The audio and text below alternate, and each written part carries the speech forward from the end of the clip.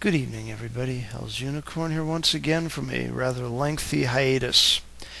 Before I get into the topic of tonight's little vlog, I just want to give you guys a little personal update that in part explains my absence.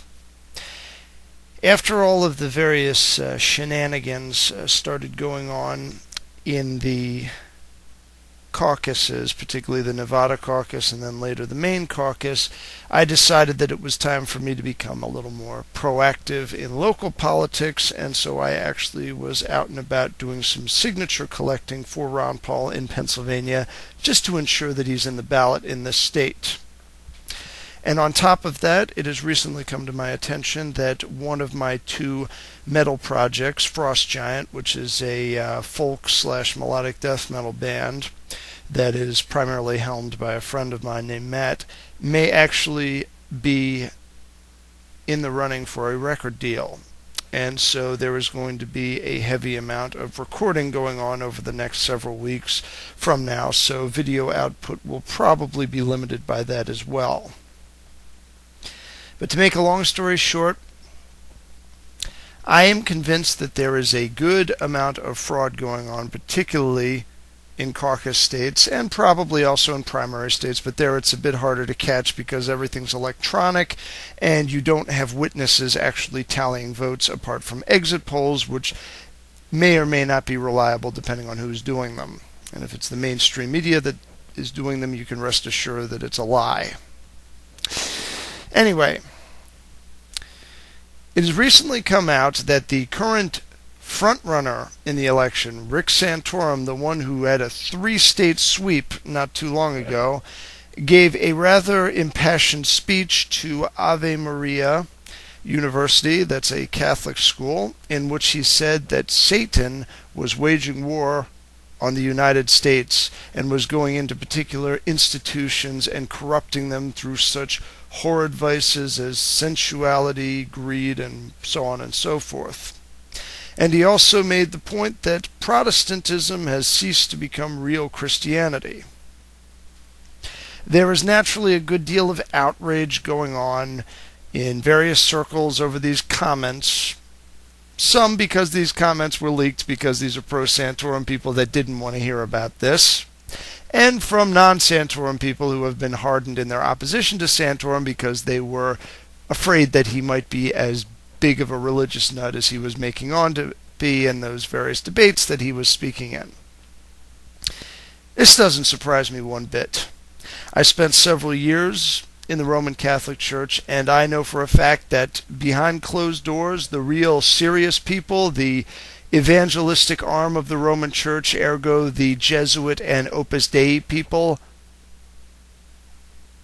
do not believe and have never believed in their several hundred years of existence in the case of the Jesuits that Protestantism is a valid form of Christianity. They view it as heresy, and they've been trying for several centuries to destroy it from within. Anybody who has the time to pick up a history book and to read these things would know this.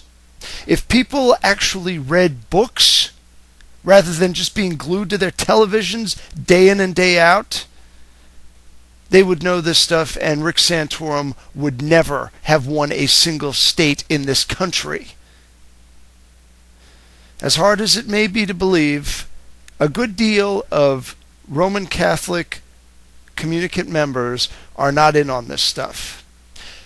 They don't know about this stuff. As far as they're concerned, it's a gentleman's disagreement between whether or not the Pope is running things. There's no disagreement in overall theology anymore. That ended with the passing of the Second Vatican Council. But I offer to all of you this. The people that really matter in politics that are tied to the Roman Catholic Church do know about all of these things and believe all of these things. Behind closed doors, Nancy Pelosi has the same attitude towards Protestant Christianity that Rick Santorum does. The difference is that she's a much more adept liar.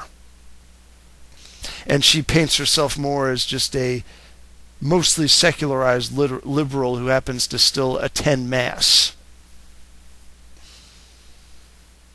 Just think about this for a second. There is no other way to explain Santorum's success than to simply say that people are idiots who believe everything they see on TV or hear on talk radio. These are people that have never considered the possibility that maybe they could think for themselves. And I don't know what the excuse is for those people in Missouri that handed Santorum that victory in that straw poll, because that is not a Roman Catholic stronghold. Minnesota has a good Roman Catholic population, so does Colorado, but Missouri does not. There is no way to explain that other than just some ham-fisted, hayseed fella going in and say, oh, guess what? That Rick Santorum, he don't like them there abortions and he wants to kill them Muslims. He's okay with me. I don't know anything about that crucifix around his neck or that cross of Malta or whatever. All I know is that he's going to take it to the towel heads. That's the kind of thinking that is going on in the mind of the average non-Catholic Rick Santorum supporter. That's all he ever talks about, is social issues and war. On the extremely rare occasion where he mentions the economy in passing, it is always the same corporatist favoritism towards various industries that we get out of Barack Obama. As somebody who has lived under Rick Santorum's reign as a senator for well over 10 years before he was booted out of office, I can testify that nothing, apart from the religion stuff and the war stuff that's coming out of Santorum's mouth, is the honest truth. Look into his record, read his votes on things. The guy is about as fiscally liberal as the guy that is currently president. In fact, percentage to percentage, Santorum's votes probably dwarf Obamacare in terms of exponential expansion of the government. Not in terms of total dollars, at this point dollars have become virtually meaningless, but in terms of percentage of increase.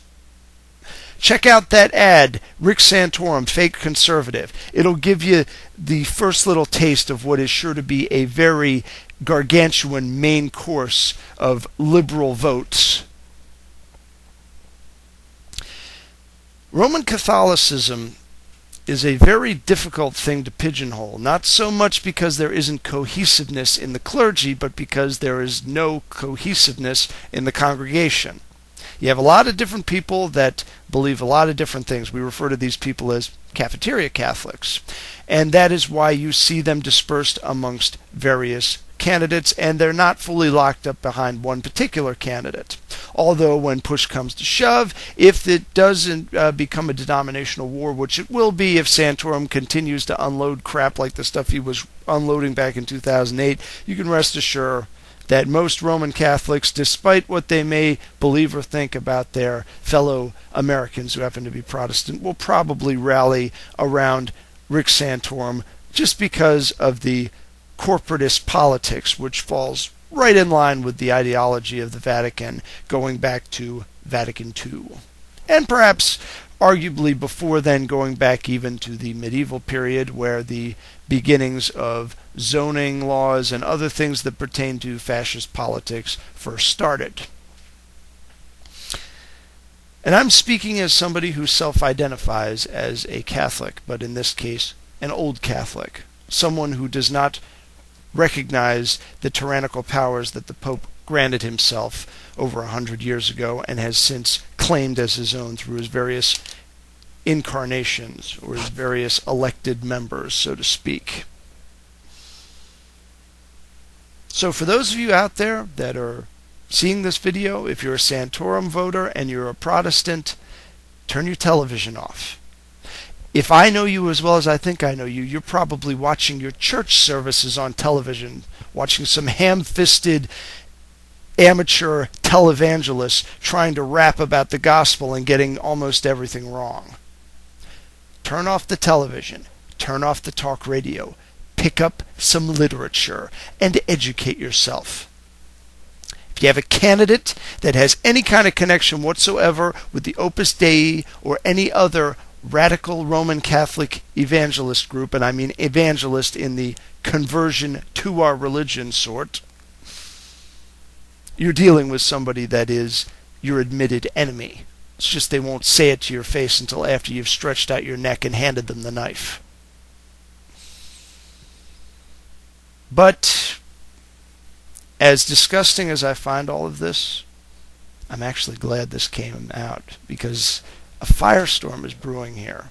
Even Rush Limbaugh, the guy whose fat head is so far up Frothy's butt that I can't tell where one ends and the other begins, says that he'll have to explain this.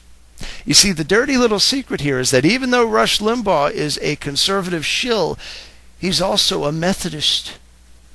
And when push comes to shove, when this kind of stuff comes out, people are going to ask questions, and particularly in the Bible Belt, people are going to have questions, not just about Mitt Romney and the whole Mormon thing, but also about this Opus Dei nonsense, particularly when speeches like this come out. The sad truth is that our generation, by and large, those who are the previous generation, I should say, the so-called baby boomer generation, are so addicted to television that it is only through television that they can be told the truth. And that's what's happened with the release of this speech that Rick Santorum gave at Ave Maria University. So, in closing, I would just like to say, thank God for the madness of Rick Santorum, and may he lose the Michigan primary, or if he win, let him win by a very thin margin, and may his candidacy evaporate soon after. With prudence to myself and benevolence to all of you, good evening.